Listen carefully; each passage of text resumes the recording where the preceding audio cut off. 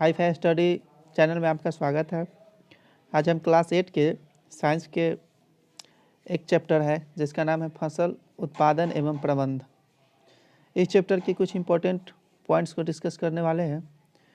तो देखिए, ये एनसीईआरटी का जो भी पॉइंट्स है इसमें एनसीईआरटी का है और डायरेक्टली जो है कोई भी कॉम्पिटिटिव एग्जाम में एनसीईआरटी से ही क्वेश्चन उठाए जाते हैं। तो एनसीईआरटी को पढ़ना बहुत ही महत्वपूर्ण है। तो फर्स्ट चैप्टर का आज ये फर्स्ट टॉपिक है जिसमें देखिए पहला पॉइंट क्या कहा जा रहा है। तो पहला पॉइंट हमारे सामने में दिख रहा है, जब एक ही किस्म के पौधे किसी स्थान पर बड़े पैमाने पर उगाए जाते हैं तो इसे फसल कहते हैं। तो पहला फसल का डिफिनीशन दिया गया, फसल का परिभाषा है कि फसल किसे कहते हैं। तो जब एक ही किस्म के पौधे किसी स्थान पर बड़े पैमाने पर उगाए जाते हैं तो उसे फसल कहा जा सकता है। हम बढ़ते हैं तो नेक्स्ट पॉइंट हमारा क्या है कि मिट्टी तैयार करना, बुआई, खाद एवं उर्वरक देना, सिंचाई, खरपतवार से सुरक्षा, कटाई तथा भंडारण, ये सभी किसानों के द्वारा उपयोग में लाए जाने वाले कृषि पद्धतियाँ हैं।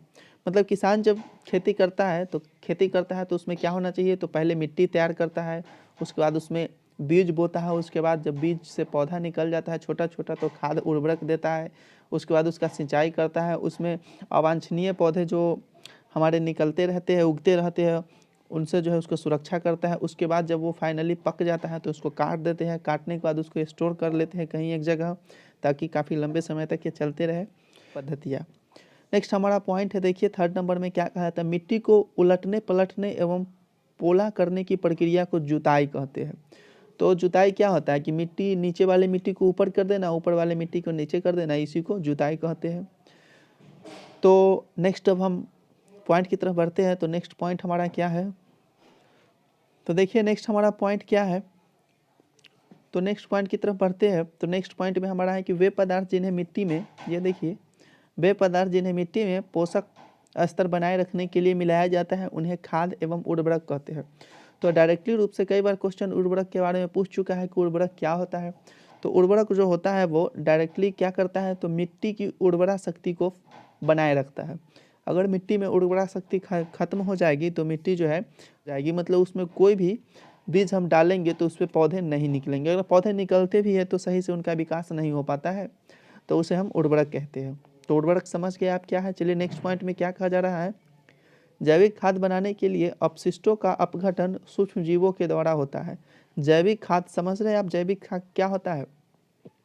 तो नहीं समझ रहे हैं तो समझ लीजिए कि जैविक खाद क्या होता है। तो जो हमारे अपशिष्ट पदार्थ होते हैं, घर से निकलते हैं या फिर पेड़ पौधा का पत्ती हुआ, डाली हुआ, ये सब सड़ता गलता है, तो ये सड़ाने और गलाने का काम कौन करता है? सूक्ष्मजीव करता है।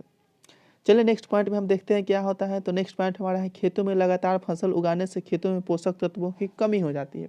अगर हम सोचते हैं कि साल में 5 फसल या 6 फसल उगा लेते हैं अगर खेत में, तो ऐसा पॉसिबल नहीं है। अगर कभी कभी ऐसा पॉसिबल हो भी जाता है तो उस खेत की जो है उर्वरक शक्ति खत्म हो जाती है, यानी पोषक तत्व जितने भी होते हैं वो खत्म हो जाते हैं। कह सकते हैं कि अगर इंसान ही है, इंसान के शरीर में अगर लगातार 24 घंटा काम लिया जाए तो क्या इंसान काम कर सकेगा? तो उसी तरह का खेत भी होता है। तो खेत में पोषक तत्व होते हैं, तो एक फसल उगाने के बाद कुछ समय तक उसको छोड़ा जाता है, फिर दूसरा फसल उगाया जाता है। तो इस तरह से उसमें उर्वरा शक्ति बनी रहती है, यानी पोषक तत्व बने हुए रहते हैं। चलिए नेक्स्ट पॉइंट की तरफ बढ़ते हैं। तो नेक्स्ट पॉइंट हमारा है, यूरिया, अमोनियम सल्फेट, पोटास आदि उर्वरक है। याद कर लीजिए, यह डायरेक्ट रूप से पूछा जाता है, उर्वरक का कुछ एग्जाम्पल दीजिए। तो उर्वरक का एग्जाम्पल हो गया यूरिया, अमोनियम सल्फेट, पोटास, ये सब जो है उर्वरक का एग्जाम्पल्स है। और भी बहुत कुछ है। नेक्स्ट पॉइंट देखिए हमारा क्या है, उर्वरक फैक्ट्रियों में बनाया जाता है, खाद जैविक प्रक्रिया द्वारा बनता है। हाँ, ये देखिए, जो हमारा उर्वरक होता है, फर्टिलाइजर्स होता है, वो फैक्ट्रियों में बनाया जाता है। कहाँ बनाया जाता है? फैक्ट्रियों में बनाया जाता है। और ये जो जैविक खाद जो होता है, जो पेड़ पत्ती के सड़ने से, गलने से बनता है, वो हमारा नेचुरल होता है। वो फैक्ट्री में नहीं बनाया जाता है, वो हमारा नेचुरल होता है। उसको बनाने का काम सूक्ष्म जीव करते हैं। तो ये क्लियर हो गया कि उर्वरक कहाँ बनाया जाता है? फैक्ट्री में बनाया जाता है। और जैविक खाद कहाँ बनाया जाता है? तो ये सूक्ष्म जीव के अपघटन से बनता है। नेक्स्ट पॉइंट क्या है हमारा, केंचुए एवं सूक्ष्मजीव मिट्टी को पलटकर पोला करते हैं तथा ह्यूमस बनाते हैं। तथा रासायनिक प्रक्रिया द्वारा मिट्टी की उर्वरा शक्ति को बढ़ाते हैं। मतलब केंचुए और जो सूक्ष्मजीव होते हैं जो मिट्टी में मिले हुए रहते हैं वो मिट्टी को पलट कर क्या बना देते हैं, पोला बना देते हैं। पोला बना देने का मतलब कह सकते हैं कि मिट्टी को हल्का बना देते हैं, मिट्टी को हल्का बना देते हैं तथा ह्यूमस बनाते हैं। साथ ही साथ ये ह्यूमस बनाते हैं, मतलब जब मिट्टी में फसल लगी हुई रहती है तो उसके जो पेड़ पत्ती होते हैं, डाली होते हैं, वो टूट के गिरते रहते हैं और वो मिट्टी में मिल जाते हैं, तो उसी की वजह से वो ह्यूमस बनता है। तथा रासायनिक प्रक्रिया द्वारा मिट्टी की उर्वरा शक्ति को बढ़ा देते हैं, केमिकल रिएक्शन रहती है। नेक्स्ट पॉइंट क्या कहता है, कल्टीवेटर के उपयोग से श्रम और समय की बचत होती है। कल्टीवेटर क्या होता है, तो आज पहले के ज़माना में जो होता है कि से जो है वो खेती किया जाता था, मतलब खेतों की जुताई जो होती थी बैल से होती थी, लेकिन आजकल ट्रैक्टर में लगा हुआ होता है कल्टीवेटर, तो उसकी मदद से जो है आजकल खेतों में काम किया जाता है। तो जिससे श्रम और समय की बचत होती है। श्रम मतलब कह सकते हैं मजदूरों की बचत होती है और साथ ही साथ समय की भी बचत होती है। चलिए नेक्स्ट पॉइंट की तरफ बढ़ते हैं। फसलों को अदल बदल कर बोना फसल चक्रण कहलाता है। कई बार एक क्वेश्चन भी आ चुका है कि फसल चक्रण से आप क्या समझते हैं। ऑप्शन में 4 ऑप्शन होते हैं, तो फसल चक्रण क्या होता है, तो फसल को अदल बदल करके बोना यह फसल चक्रण कहलाता है। जैसे कह सकते हैं कि कभी धान रोपते हैं तो कभी गेहूँ रोपते हैं, कभी मक्का रोप देते हैं, कभी सरसों रोप देते हैं, तो ये फसल को जो है आगे पीछे करके हम रोपते रहते हैं, इसी को क्या बोलते हैं, फसल चक्र बोलते हैं, फसल चक्र या फसल चक्रण बोलते हैं। नेक्स्ट देखिए क्या पॉइंट है, राइजोबियम जीवाणु वायुमंडलीय नाइट्रोजन का स्थिरीकरण करते हैं। ये तो आप माइंड में फिट कर लीजिए, चाहे जैसे हो रट लीजिए, टॉनिक की तरह इसको आप पी जाइए पानी में मिला करके। ये एक बार नहीं कई बार बहुत सारे एग्जाम्स में यह आ चुके हैं। नाइट्रोजन स्थिरीकरण करने वाला वो जीवाणु कौन सा है, नाइट्रोजन स्थिरीकरण करने वाला वो जीवाणु कौन सा है, तो वो जीवाणु है राइजोबियम। एकदम याद कर जाइए, ये एक बार नहीं कई बार ये क्वेश्चन बन चुका है और आगे भी बनते रहेगा। तो ये अब आप समझ गए कि नाइट्रोजन का स्थिरीकरण क्या होता है, ये तो नहीं ना समझे। तो जैसे कि मनुष्य के लिए पोषक तत्वों में नाइट्रोजन, फास्फोरस, आयरन ये सब की ज़रूरत पड़ती है, तो उसी तरह से पेड़ पौधों को भी नाइट्रोजन की ज़रूरत पड़ती है। तो पेड़ पौधे डायरेक्ट तो नाइट्रोजन गैस के रूप में तो नहीं ले सकते हैं। तो ये जो राइजोबियम जो होता है ये जीवाणु क्या करता है कि वायुमंडल में जो गैस के रूप में हमारा नाइट्रोजन है उसको स्थिरीकरण कर देता है, यानी केमिकल रिएक्शन के द्वारा इसको गैस से दूसरे चीज़ में कन्वर्ट करके और डायरेक्टली पेड़ पौधे को दे देता है और पेड़ पौधे जो है उससे अपना फिर काम चला लेते हैं, अपना विकास करते हैं।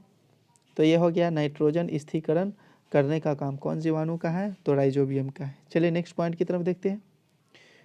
मोट, चेन पंप, ढेकली और रहट ये सभी सिंचाई के पारंपरिक तरीके हैं। तो ये सब कुछ जो नाम दिया गया है ये सब से आप परिचित होंगे, ये सब सिंचाई किया जाता है, तो कुछ याद रख लीजिएगा।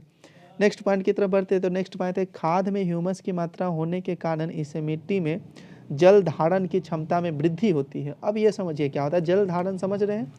जल धारण का सीधा सा अर्थ यह है कि जल को कितने ज़्यादा समय तक वो अपने अंदर सोख के रखता है, मतलब कि स्टोर करके रखता है।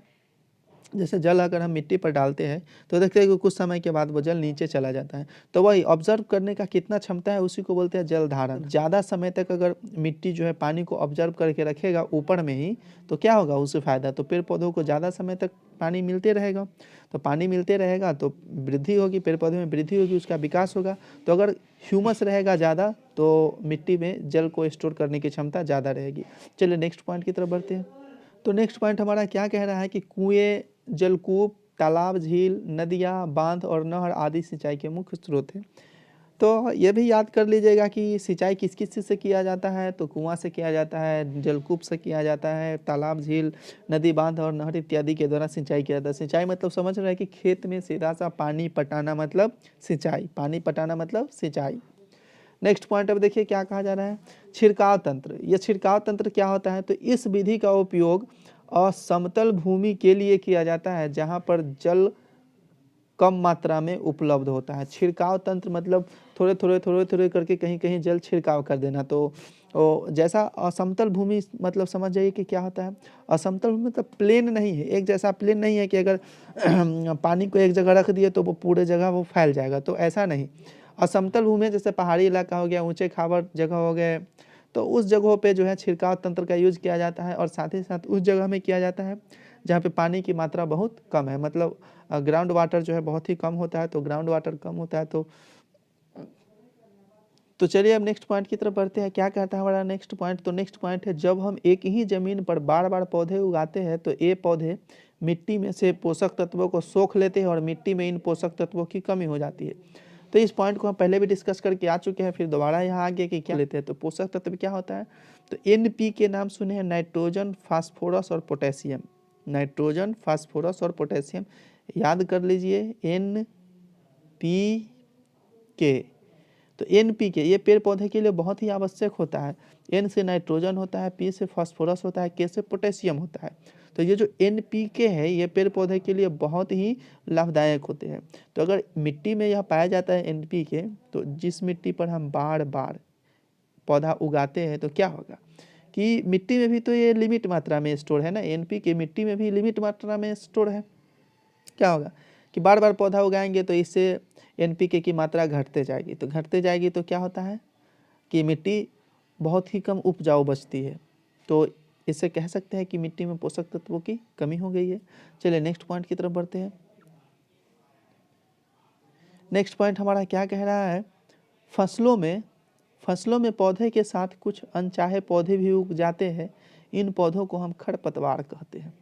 खरपतवार से आप समझ सकते हैं, या दूसरे लैंग्वेज में हम इसको कह सकते हैं घास फूस। दूसरे लैंग्वेज में इसको हम घास फूस कह सकते हैं। मतलब हम अगर गेहूं की खेती की है तो गेहूं की खेती में बथुआ नाम का एक पौधा होता है जिसको हम अवांछनीय पौधा बोल सकते हैं। तो उसको क्या होता है उसको हमको बाहर निकालना होता है, बाहर उसको तोड़ करके या उखाड़ करके निकालना होता है। क्यों निकालेंगे? क्योंकि वो भी तो पौधा है ना। जो हमारे गेहूं में अगर हम NPK देते हैं यानी यूरिया देते हैं, यानी जो भी उर्वरक हम देंगे गेहूं में, तो गेहूं में क्या होगा कि उस उर्वरक को वो जो अवांछनीय पौधा है वो भी तो लेगा, वो भी तो विकास करेगा। तो इसलिए जो अवांछनीय पौधा होता है उसको हम निकाल लेते हैं और उस अवांछनीय पौधे को क्या कहा जाता है? खरपतवार कहते हैं। ये निकालना बहुत ही ज़रूरी है, अगर निकालेंगे नहीं तो सही से उर्वरक हमारे पेड़ पौधों को नहीं मिल पाएगा। नेक्स्ट पॉइंट हमारा है कि फसल या फसल उत्पादों को हानि पहुंचाने वाले जीवों को मारने वाली रासायनिक दवाओं को पिरकनाशी कहते हैं। फसल में बहुत ज़्यादा मात्रा में ये कीड़े मकोड़े लग जाते हैं। फसल में बहुत ज़्यादा मात्रा में अगर कीड़े मकोड़े लग जाते हैं तो उन कीड़ों मकोड़ों को मारना बहुत ज़रूरी होता है, नहीं तो फिर क्या होगा कि वो हमारा जो फसल है वो नष्ट हो जाएगा। तो जो रासायनिक दवा आता है उसको मारने के लिए रासायनिक दवा आता है, उस दवा को कहते हैं पिरकनाशी बोलते हैं। उसको क्या बोलते हैं? पिरकनाशी, पेस्टिसाइड बोलते हैं। आपको जाइएगा दुकान में ना तो मिल जाएगा, कई तरह के विभिन्न प्रकार के पिरकनाशी आते हैं। चलिए नेक्स्ट पॉइंट की तरफ बढ़ते हैं। पिरकनाशियों के उपयोग से पौधों को हानि पहुंचाने वाले जीव नष्ट हो जाते हैं, परंतु पौधों को कोई हानि नहीं पहुंचती है। पिरकनाशी आप समझ चुके हैं क्या होता है? तो पिरकनाशी यह मेडिसिन होता है। ये जो हमारे कीड़े मकोड़े फसल पर लग जाते हैं उसको मारने के लिए होता है। तो ऐसा तो बोला जा सकता है कि अगर कीड़ा मकोड़ा मर सकता है तो क्या फसल नहीं मर सकता है? तो नहीं, ऐसा नहीं होता है। ऐसा इस तरह बनाया जाता है ना ये पिरकनाशी को कि उससे केवल जो है जीव ही नष्ट हो सकते हैं, उससे केवल जीव नष्ट हो सकते हैं, पौधे कभी नष्ट नहीं होते, यानी पौधों को कभी हानि नहीं पहुंचता है। चलिए आगे नेक्स्ट पॉइंट देखते हैं। तो नेक्स्ट पॉइंट हमारा है पिरकनाशी जल स्रोतों में मिलकर जल प्रदूषण का कारण बनते हैं। अब देखिए ये बहुत ही इंपॉर्टेंट पॉइंट है, इसको भी ध्यान रखिएगा।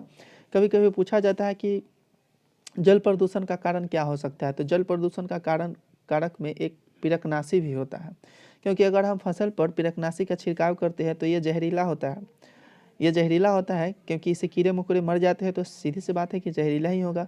तो कभी कभी क्या होता है कि ये जहरीला जो है पिरकनाशी पेड़ पौधे पर छींटने के साथ साथ जो है मिट्टी पर भी ये पड़ जाते हैं। और कभी कभी बारिश होती है तो बारिश के माध्यम से जो है ये पिरकनाशी घुल करके और नदी तालाबों झीलों में चले जाते हैं, और जिसकी कारण से क्या होता है कि अत्यधिक मात्रा नदी तालाबों झीलों में जो है पिरकनाशी का बढ़ जाता है। तो इसकी वजह से क्या होता है कि जल प्रदूषण हो जाता है। झील तालाब नदी जिसका भी जल हो वो जल प्रदूषण होता है। इसकी वजह से क्या होता है तो जल में रहने वाले जो मछली होते हैं, पेड़ पौधे होते हैं, वो सब मरने लगते हैं, नष्ट हो जाते हैं। तो पिरकनाशी से जल प्रदूषण भी होता है, ये आप याद रख लीजिएगा।